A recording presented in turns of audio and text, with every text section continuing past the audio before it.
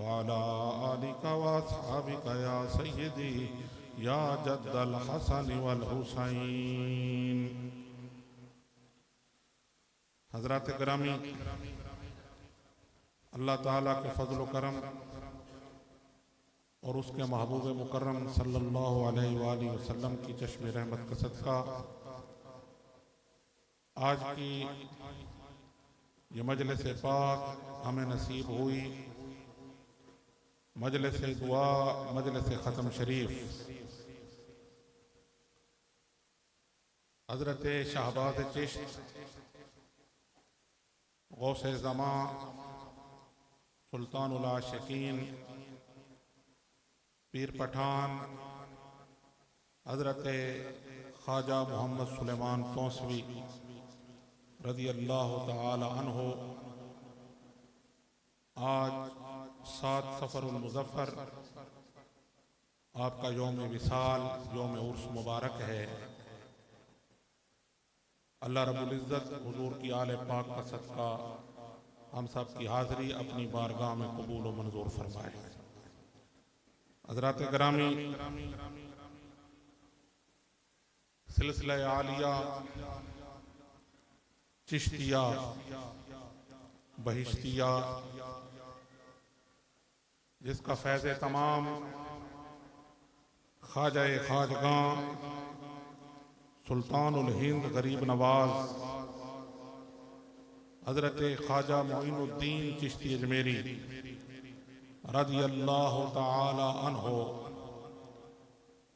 Server आलम नूर मुजस्सम रहमतुल लिल आलमीन खातमुन नबीयीन जनाब मोहम्मद मुस्तफ़ा सल्लल्लाहु अलैहि वसल्लम की इजाज़त से, हुक्म से लेकर इस खित्ता-ए पाक व हिंद पूरे हिंदुस्तान के लिए नायबुर रसूल फिल हिंद के मनसब पे फायज होकर तशरीफ लाए। तो आपने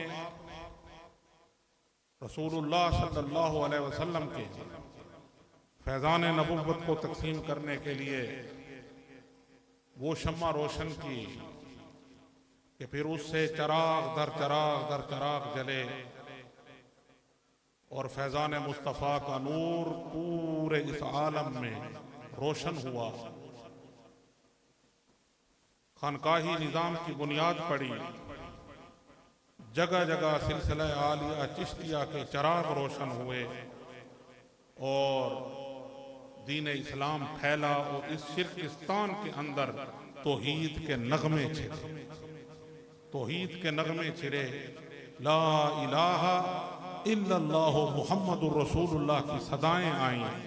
ये सारा फैज़ान है रसूलुल्लाह सल्लल्लाहु अलैहि वसल्लम के नूर नबुव्वत का और जिसका फैज़ान कामिल अता करने वाली शख्सियत हज़रत ख्वाजा मोइनुद्दीन चिश्ती अजमेरी की है। हम जितने बैठे हैं जिनका भी सिलसिला नसब इस खित्ते में है, जो यहाँ के पले बड़े हैं, जिनके आबाओ अजदाद यहाँ पर हैं, हम सब के कंधों पर एहसान का बोझ है हजरत गरीब नवाज। अल्लामा इकबाल जैसा शख्स कहे आबा मेरे लाती ओ मनाती, मैं अजल का सोमनाती। हम तो सोमनाथ के मानने वाले, हम बुतों की पूजा करने वाले। ये हिंदुस्तान कहलाता था, हिंदुओं की जगह थी, मंदिरों की जगह थी। आज अगर यहाँ मसाजिद नजर आती हैं, आज अगर यहाँ पर तकबीर के तराने नजर आते हैं, यहाँ अगर अजानें नजर आती हैं, आज अगर यहाँ कुरान पढ़ा जाता है, अल्लाह रसूल का जिक्र होता है, तो यही औलियाए किराम हैं जिनके सरखैल हजरत ख्वाजा मोइनुद्दीन चिश्ती अजमेरी की जात है। उसी सिलसिलाए फैज का नूर लेकर जब आप तारीख मशाइख चिश्त पढ़ेंगे तो आपको यह नजर आएगा कि अजमेर शरीफ राजस्थान के अंदर वहां मरकज कायम होता है और फिर उसी मरकज से हजरत ख्वाजा कुतुबुद्दीन बख्तियार काकी ओशी रज़ी अल्लाह तआला अन्हु वो मरकज फैज उठाकर दिल्ली की सल्तनत में लाते हैं। उधर सलातीन दिल्ली का निजाम जाहिरी तौर पर हुकूमत का है, उसके पैरेलल, उसके मुकाबले में, उसके मुतवाजी बातनी निज़ाम की शक्ल में सिलसिला आलिया चिश्तिया का फैज़, वो सल्तनत कायम होती है हजरत बख्तियार काकी। और फिर वो फैज़ हजरत ज़ुहदुल अंबिया फरीदुद्दीन मसऊद गंज शकर रज़ी अल्लाह ताला अन्हो हजरत बख्तियार काकी से लेकर इस खित्ते में जनूबी पंजाब में इस पाकिस्तान जो अब बना हुआ है यहां पर लेकर आते हैं, यहां सल्तनत कायम होती है। फिर हजरत महबूब इलाही हजरत निजामुद्दीन औलिया वही फैज यहां से लेकर फिर दिल्ली चले जाते हैं, मरकजियत वहां पर है। फिर ये कितने 100 साल का अरसा है दरमियान में कि ये फैज का मरकज वो सल्तनत दिल्ली रहता है। फिर इसी पंजाब से, इसी जनूबी पंजाब से हजरत गंजे शकर से फैज लेकर फिर हजरत ख्वाजा नूर मोहम्मद महारवी किबला आलम रहमतुल्लाह अलैह आप जाकर हजरत फखरे जहां देहलवी से वही फैज की नेमत लेकर फिर इस खित्ते में। ये एक निजाम है, ये वह युज़क्की हिम की तफसीर है जो कारे नबुव्वत में से है कि यतलू अलैहिम आयातिही व युअल्लिमुहुमुल किताब वल हिकमत व युज़क्कीहिम। रसूलुल्लाह सल्लल्लाहु अलैहि वसल्लम तिलावत किताब भी फरमाएं, तालीम किताब भी दें, तालीम हिकमत भी दें, व युज़क्कीहिम और तज़किया फरमाएं, अंदर को पाक करें, बातिन को रोशन करें। ये सरकार का कार है, ये कार नबुव्वत है। भला मन अस्लम वजहहु लिल्लाहि व हुवा मुहसिन फलहु अजरुहु इंद रब्बिह। कुरान की आयत, अल्लाह फरमाते हैं हाँ भला मन अस्लम वजहहु, जिसने अपना सर झुका दिया, जो रब्बे जुल जलाल के हुक्म के सामने झुक गया, वह मोहसिन, इस हाल में कि वो मोहसिन भी है, वो मर्तबा एहसान पर भी है। तो फिर क्या है, फलहु अजरुहु इंद रब्बे, अब उसका एक अजीम अजर अल्लाह की जात के पास है। वला खौफुन अलैहिम वला हुम यहज़नून, फिर ना उन्हें कोई खौफ है ना कोई हुज़्न है। अला इन्ना औलिया अल्लाह है ला खौफुन अलैहिम वला हुम यहज़नून, ये उसकी तफसीर है। हजरत बंदा नवाज गैसु दराज रज़ी अल्लाह ताला अन्हु इस आयत की तफसीर में फरमाते हैं, फरमाया बला मन अस्लम वजहहु लिल्लाह का माना यह है कि जिसने अपने जाहिर को भी रब के हुक्म के सामने झुका दिया, सर झुका दिया, और अपने बातिन की भी हिफाजत की, जिसका बातिन भी खालिस है, जाहिर भी खालिस है, जाहिर शरीयत पर भी अमल है, तरीकत पर भी अमल है, वह मोहसिन, और फरमाया वो मर्तबा एहसान पर है। हम जब अरबी जबान से उर्दू जबान में तर्जमा करते हैं तो वहां पर जब लैंग्वेज का मसला बनता है तो फिर तर्जमा करते हुए वही लफ्ज जिसका मतलब और मफहूम अरबी में और होता है, उर्दू में और होता है, तो हम उस फिर गुंझलक में फंस जाते हैं और असल मफहूम तक नहीं पहुंच सकते। हम एहसान किसे कहते हैं, मोहसिन किसे कहते हैं? किसी ने मेरा कोई काम कर दिया, मेरी कोई मुश्किल आसान कर दी, मैं कहता हूं ये मेरा मोहसिन है, ये मुझ पर एहसान करने वाला है। मैं किसी तकलीफ में था, किसी ने उस तकलीफ का मुदावा कर दिया, सबब बन गया अल्लाह की तरफ से मेरी उस तकलीफ को दूर करने का, मैं कहूंगा ये मेरा मोहसिन है।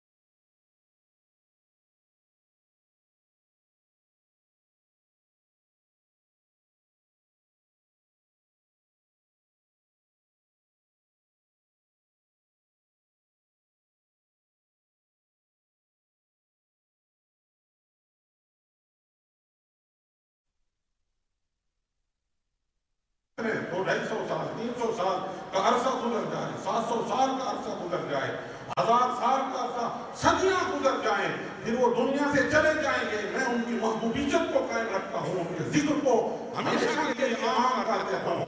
दुनिया सब कुछ भूल सकती है, मेरे महबूब बंदू को नहीं भूल सकती।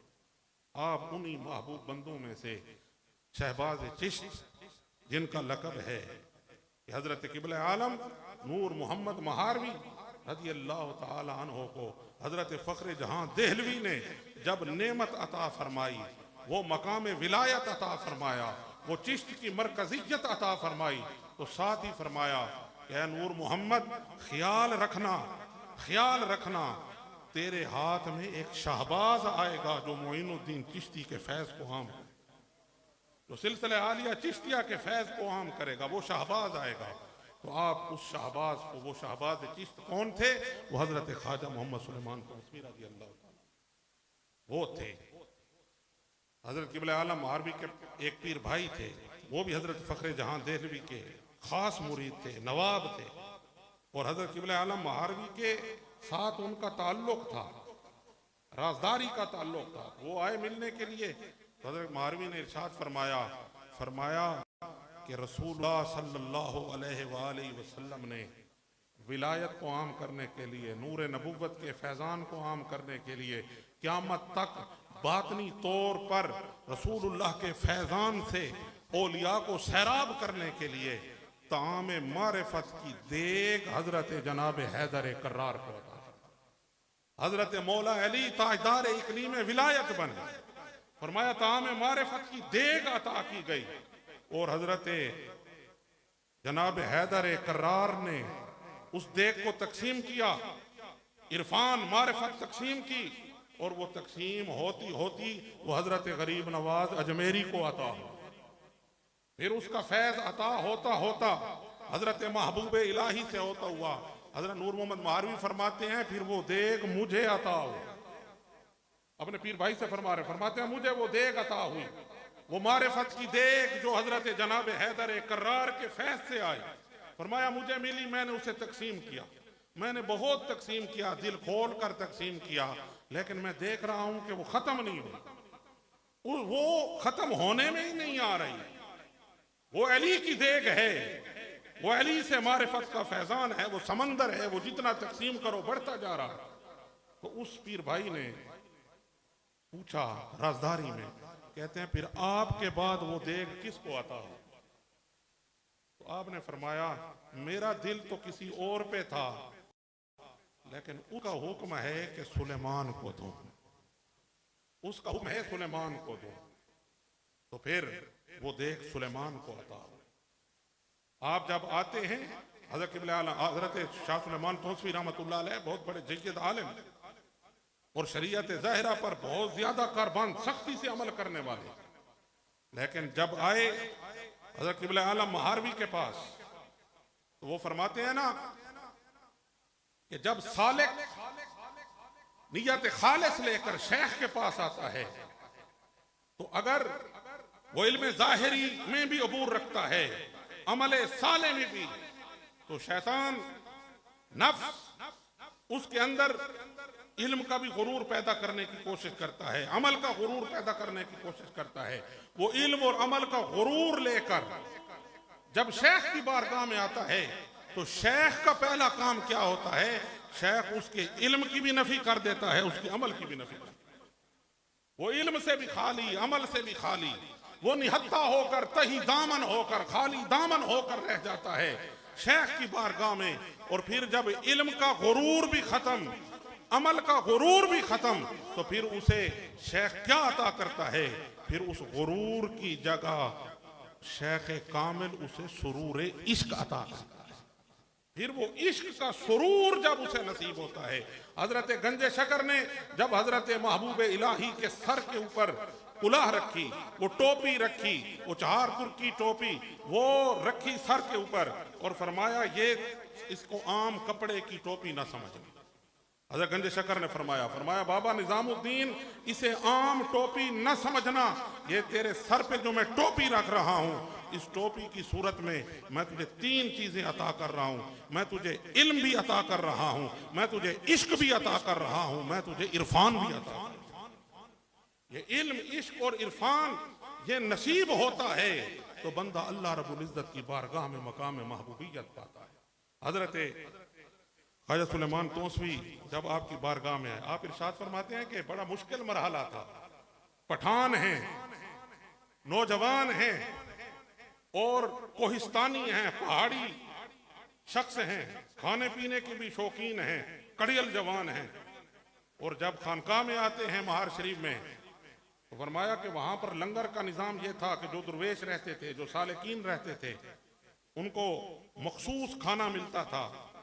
तो फरमाया मैंने जब वहां निजाम देखा तो मैंने कहा कि भाई ये तो आधी रोटी देते हैं, तो यहाँ पर मेरा निजाम कैसे चलेगा।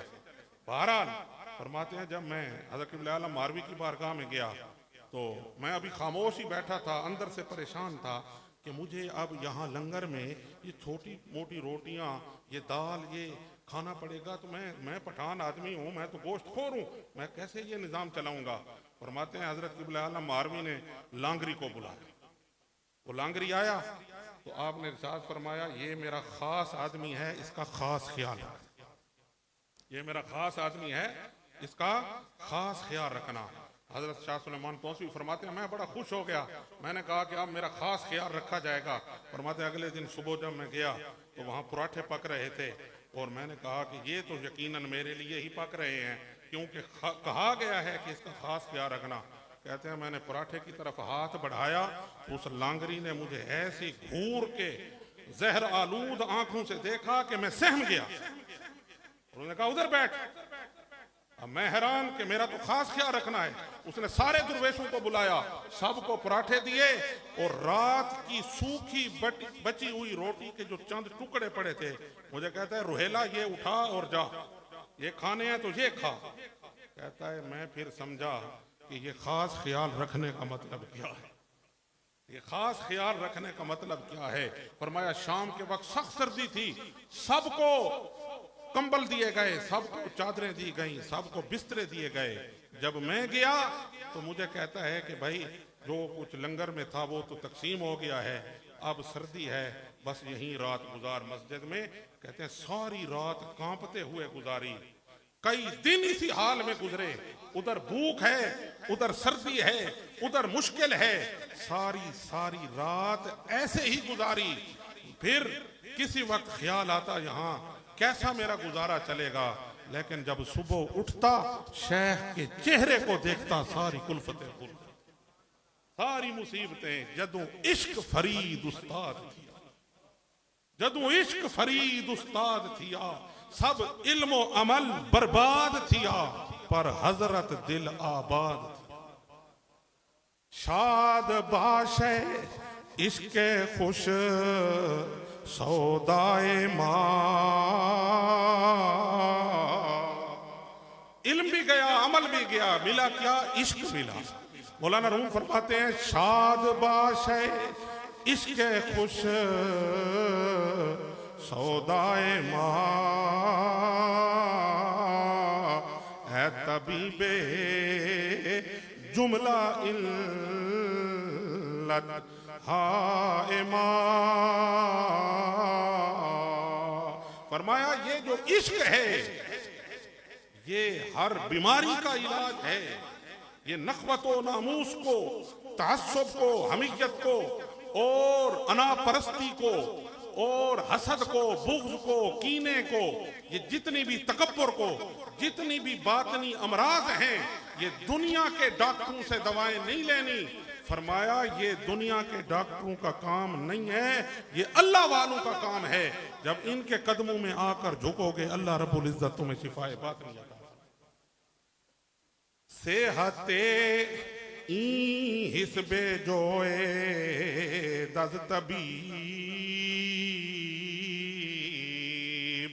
सेहते आ हिस्बे जोए अज़हबीब। हज़रत मौलाना रूम फरमाते हैं जब जाहिरी तौर पर बीमार हो जा तो फिर तबीब के पास जा, और जब रूहानी तौर पर बीमार हो जा तो रब के हबीब के पास, अल्लाह के वली के पास आ, महबूबों के पास आ, फिर तेरी वो हिस्स ठीक करेंगे, वो तेरे बातन को संवारेंगे। तो हजरत वो ये कठिन मरहला है, कठिन मरहला है। कहते हैं ना कि इश्क वो जाग के बगैर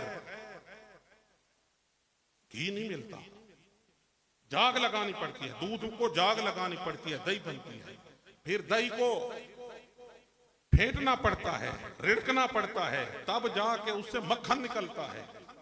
तो शेख क्या करता है, बैत से इश्क इलाही की जाग लगाता है, फिर जब वो दही बन जाए तो फिर रिड़कता है। उसी को तो कठिन मराहिल कहते हैं, उस मरहले से गुजारता है, सख्तियों से गुजारता है, इब्तिलाओ आजमाइश से गुजारता है। हजरत बंदा नवाज गैसुदराज इरशाद फरमाते हैं भाई इज़िब्तला इब्राहीम रब्बहू, कि रब ने मुब्तलाए आजमाइश किया इब्राहीम अलैहिस्सलाम को। फरमाया इसका मतलब क्या है? फरमाया इसका मतलब यह है कि अल्लाह रब्बुल इज्जत की तरफ से फिर उसको आजमाया जाता है, वाला नबलो वन्नकुम का ऐलान होता है, फिर उसे मुख्तलिफ सख्तियों से गुजारा जाता है, और सोना आग में तप कर कुंदन होता है, फिर हर किस्म का गिल्लो गिश खत्म हो जाता है। जब सब कुछ खत्म, अल इश्को नारुन तोहरे को मासिवल्ला, इश्क वो आग है जो हर चीज को जो मासिवल्ला है अल्लाह के अलावा को जला के रख देती है।